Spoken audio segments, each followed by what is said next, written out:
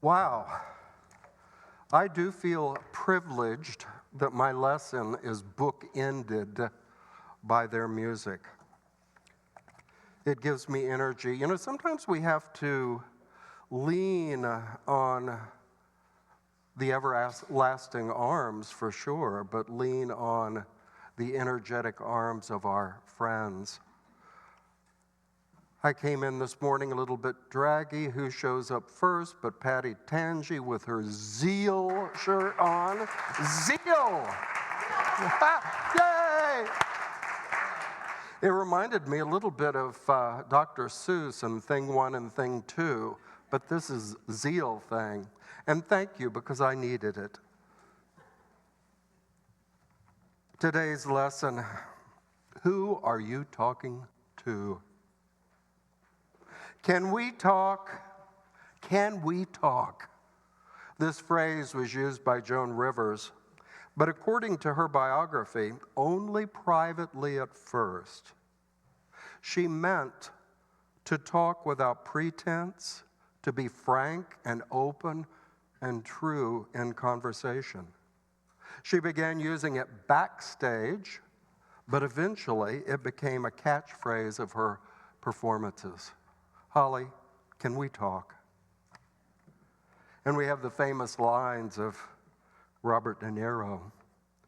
You talking to me? You talking to me? Who else are you talking to? You talking to me? Well, I'm the only one here. Who do you think you're talking to? Well, I bring up these catchphrases because we often, I believe, talk to ourselves. Now, I live alone, so I can do it a lot, and nobody is there to raise an eyebrow as he talks to himself. And I have to say, it's usually a pretty interesting conversation. Myrtle Fillmore, mother of unity, taught the threefold nature of our being. We are spirit, soul, mind, and body. She wrote, "We have learned that the very presence, life, and intelligence of God are ever abiding in the human being. The Spirit of God is what gives you intelligence and life. Spirit has developed for you the mental life, which we call soul.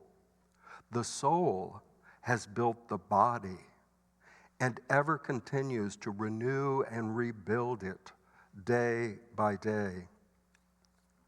Myrtle once stunned one of her classes when she said, "Who do you think I pray to?" And after a long silence, some brave student said, "Well, to God, of course, Mrs. Fillmore." And she replied, "No, I pray to myself. That is, I pray to lift my mind up to God, to the powers and qualities of God." Well, at first her students were quite shocked at the blasphemy of saying, "I pray to myself." But isn't that really what prayer is about? God does not need our thoughts. God does not need our opinions. God doesn't need our direction on how it should run our life or the world. We need prayer. We need prayer to elevate our consciousness and our awareness. And I believe that this conversation we have with ourselves is very important. So when you talk to yourself, who are you talking to? There's the crux of the matter. Who are you talking to? Well, as I already confessed, I've been talking to myself a lot lately. And what about? Well, on my sabbatical, I had more time, even more time to spend with myself, with my great topic of conversation, me. And I began trying to be a little more aware of how I was speaking about this, the body. I wasn't always seeing it as unity teaches, as the temple of my living soul. I was criticizing each wrinkle that appeared, each pound that was added on.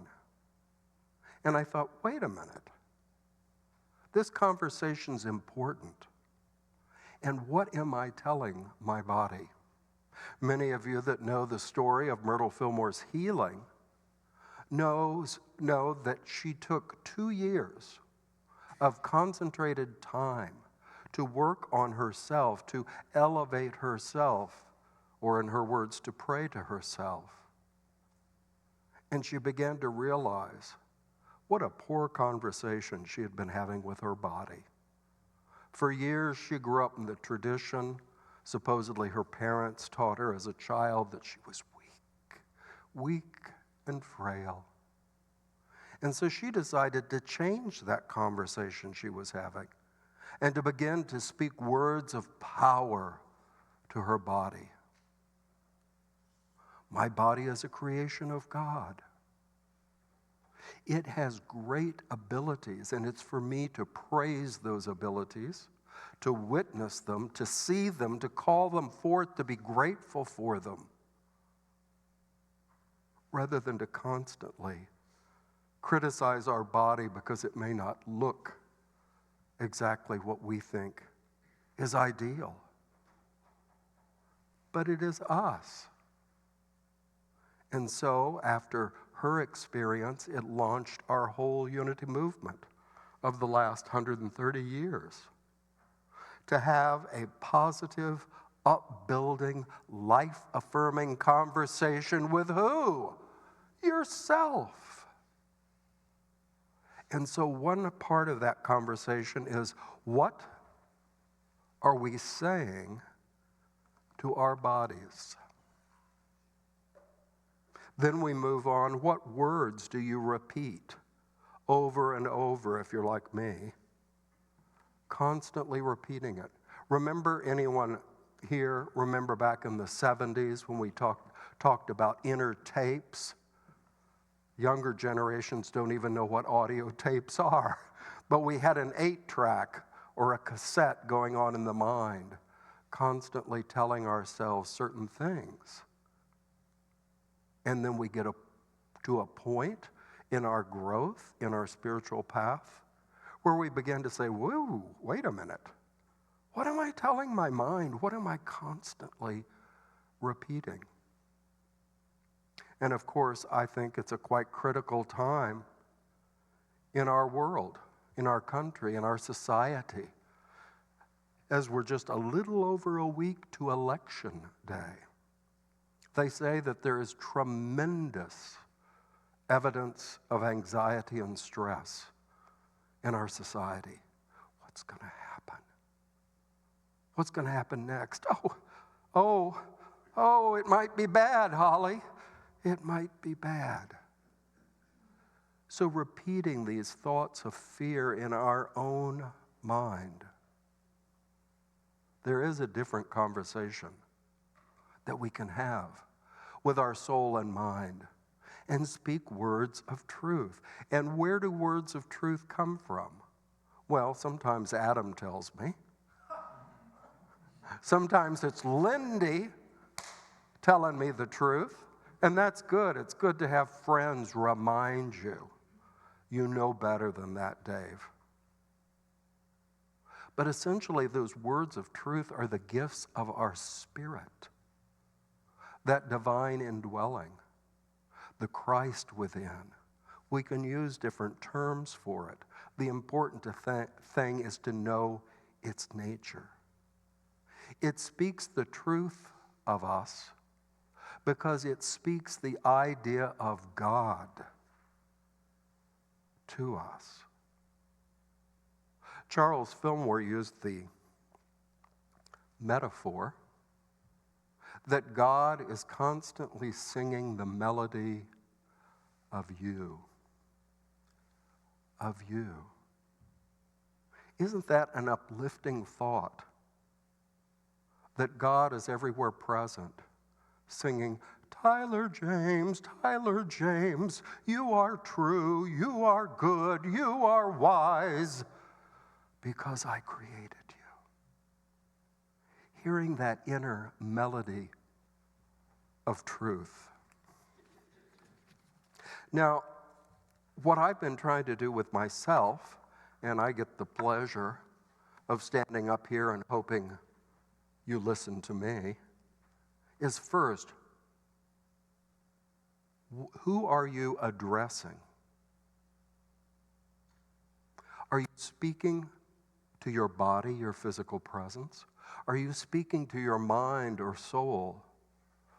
Or are you affirming the truth of your spirit, that master plan that is you? And the next question, is it a lopsided conversation? Are you spending all the time addressing your physical presence in this world? Or do you dwell on your soul, your mind of thought, emotion, opinions of beliefs? Or are you speaking of the true colors of the true you? I always like that story they tell of Mrs. Fillmore when she worked at Unity headquarters. Toward the end of her life, they had approximately 600 employees. So as she walked around in the complex, there were plenty of people that would certainly address the mother of Unity, Mrs. Fillmore, or sometimes they'd call her Mama Myrtle, but that was pretty informal for those days. And they'd say, Mrs. Fillmore, how are you? Now, she could have replied from her soul, well, you know, I'm so-so. What was an old phrase? I'm fair to middling. She could say, oh, I'm struggling today. This isn't a good day. But she apparently would speak from her spirit. And as they said, Mrs. Fillmore, how are you? She'd say, I am. And leave it at that. I am. I exist. I have life. I'm here. I am.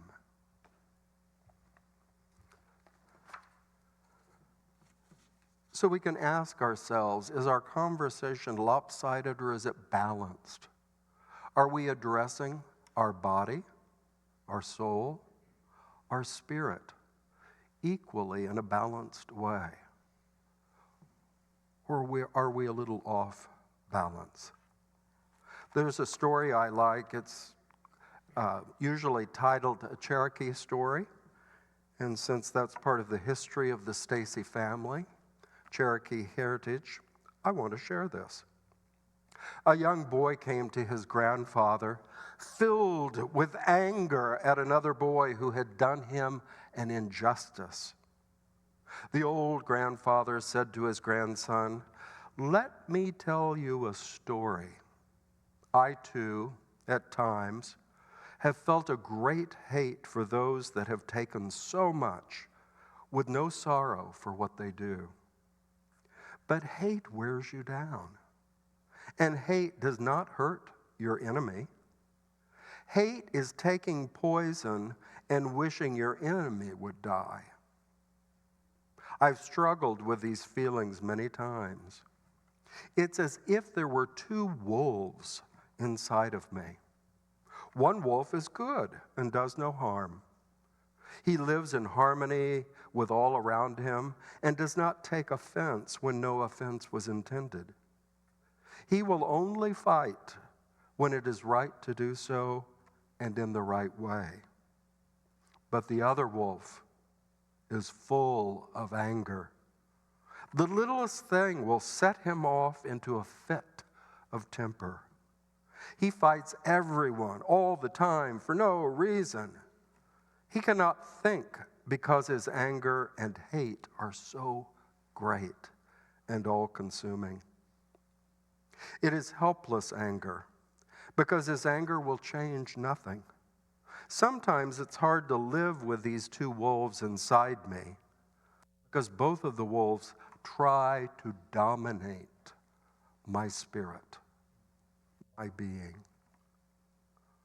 The boy with huge eyes looked up intently into his grandfather's eyes and asked, "Which wolf will win, grandfather?"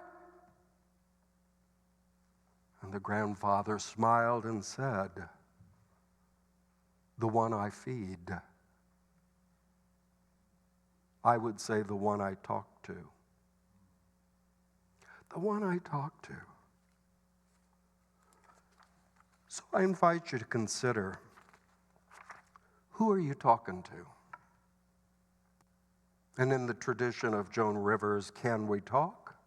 Are you willing to have an honest, frank, open conversation with just yourself? The good news about this, or at least what encourages me, is we can shift our experience by shifting what? Our conversation. What we're saying, what we're rehearsing over and over in our mind. Myrtle Fillmore came to that realization in her healing journey. She said she realized all the, if I use the right adjectives, mean thoughts of weakness that she spoke to her body. And so she actually had a conversation, listen, where she went to all the aspects of her physical body, all the tissues, the organ systems, everything, individually, and what? Asked their forgiveness for all of the less than, life-denying, cruel things she had said to her own body. Now that's a real conversation. Can we talk? She got real and said, I need to ask forgiveness from my body of how I had talked to it over the years. And she changed the conversation. And she began to speak words of truth and power, drawing inspiration from, as I said, that spirit within her, that divine presence that always knows the truth.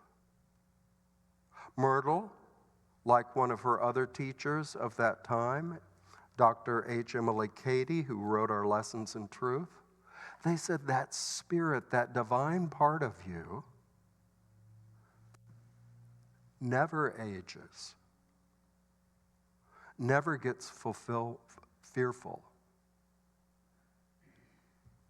is never weak, angry, because it's the pure idea of being, your true color, your true colors, the qualities of God within you. Now, Myrtle also likes, if you're joining in our after service class at 12:15 on Myrtle Fillmore, she also likes to draw from science. And she draws the principle from physical science that two things cannot occupy the same place. We might even say the same time. So part of that tool you have for changing the conversation you are holding with yourself is to realize a good and true and powerful idea will always supersede and edge out a fearful, hateful idea. Emily Cady called it, it's like going into a room with no light. You flip the switch, the light comes on. Where does the darkness go? It just disappears because it isn't a real quality. It's simply the absence of light. So turn that light on. In your own mind, raise your conversation. Pray to yourself to use Myrtle's tradition. So let's take a moment just to begin that process. Myrtle wrote this introduction when she was speaking on Unity's radio. So just imagine people all over the country at that time, the 1920s, listening to those little crystal set radios. You had to get real close to hear. And then the voice of Myrtle Fillmore comes over the airs. She sounded like Eleanor Roosevelt, if you remember how Ms. Roosevelt sounded. I just want to come in and have a visit with you. Let us forget all that has pressed itself upon us to make us feel sometimes that God the good is not all in all. Here in silence, we shall know the presence of God and see clearly just how we are to go about living the life that God is giving us, so we may bring forth order, beauty, and freedom that He has planned and that are now awaiting our understanding use. So I invite you to close your eyes if you choose, to just speak a word of peace and relaxation to yourself, and hear these principles of truth as if a divine voice coming forth from the Spirit within you. Because God is love, I must be loving. Because God is wisdom, I must be wise. Because God is source, I must be prosperous. Because God is good, I must be good. Because God is, I am. And allow yourself to hold this question. How will I act out these truths in my life, my relationships, my word, my actions? In the silence, I have caught, I have glimpsed this idea of my divine parent, and therefore my divine inheritance of truth, of wisdom, of power, of courage.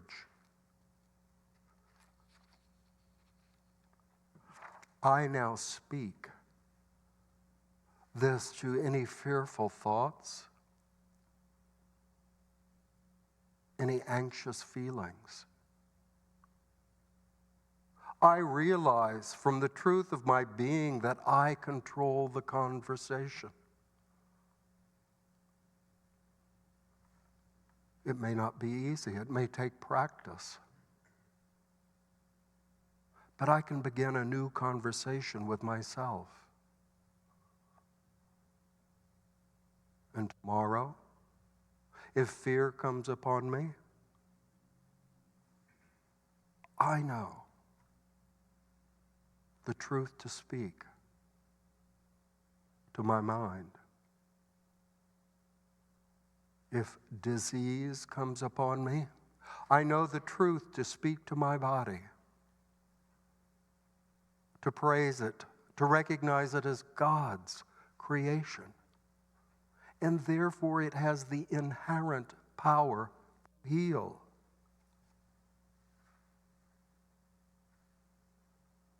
So realizing that I have the power of the word, the power of conversation with myself, I hear those encouraging words of Myrtle. Get at it. Or one of the great leaders of our day. Do something. Do something. Do something.